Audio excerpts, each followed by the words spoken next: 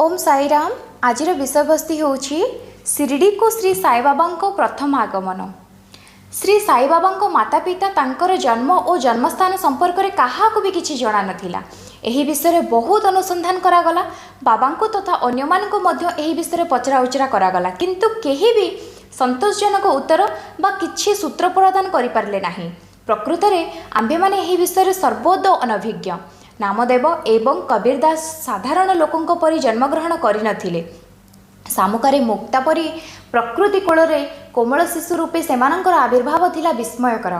नामदेव को भीमरथी नदी तटरे गोनाई पाइथिले एवं कबीर को भागीरथी नदी तटरे प्रथमे देखिथिले तमाल। श्री साई बाबांकर जन्म वृत्तांत मध्य ठीक एहीपरि थिला। से शिरडीर निंब वृक्ष मूल 16 वर्ष बयसर तारुण्यावस्था भक्त मानक कल्याण निमित्त प्रकट होइथिले। सही समय मध्य से पूर्ण ब्रह्मज्ञानी सदृश प्रतीत हेउथिले। स्वप्न सुधा कौनसी लौकिक पदार्थ प्रति तांकर आग्रह नथिला। से माया को भेद करथिले एवं मुक्ति तांकर चरण रे वंदना करुथिला। शिरडी ग्रामर एक वृद्ध नारी नाना चोपरदारंक माँ तांको संपर्क रे एहीपरि वर्णना करथिले। एक तरुण सुस्थ पूर्तिवान तथा अति रूपवंत बालक सर्वप्रथमे निम्ब वृक्ष तले समाधि अवस्था दृश्यमान हेले। शीत कि ग्रीष्म प्रति तांकर तिले मात्र खातिर नथिला। तांको एपरी अल्प बयस रे एही प्रकार गठन तपस्या करिबा देखि लोके आश्चर्य हेले।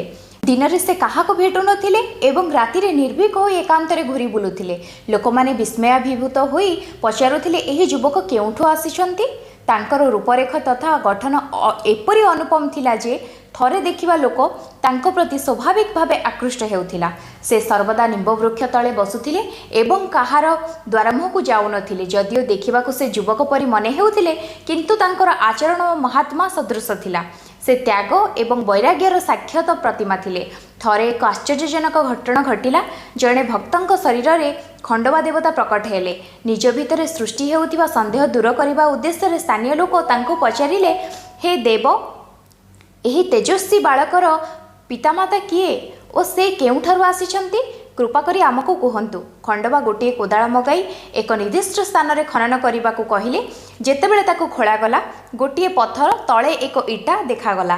पत्थर को काढ़िबा परे एक द्वार दृश्यमान हेला, जेउठारे 4टी दीप जळुथिला। सेठारु द्वार मार्ग एक गुंफा आड़कू लंबी थिला। गोमुख आकृतिर मुखा, काठपटा और फुलहार इत्यादि सेठारे देखागला।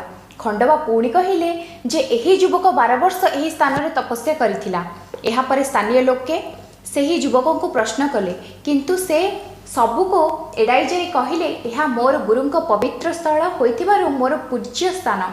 एहा परे उक्त कबाट और द्वारदर्श को पूर्वपरि बंद कर दिया गला। जेउपरि अशोतत और उदुम्बर वृक्ष को पवित्र मन करा जाए, सेहीपरि बाबा निंब वृक्ष को पवित्र मन करी प्रेम करुथिले। महालसापति शिरडीर अन्य भक्त माने एही स्थान को बाबांकर गुरुंक समाधि मन करी एठारे पूजार्चना करुथिले।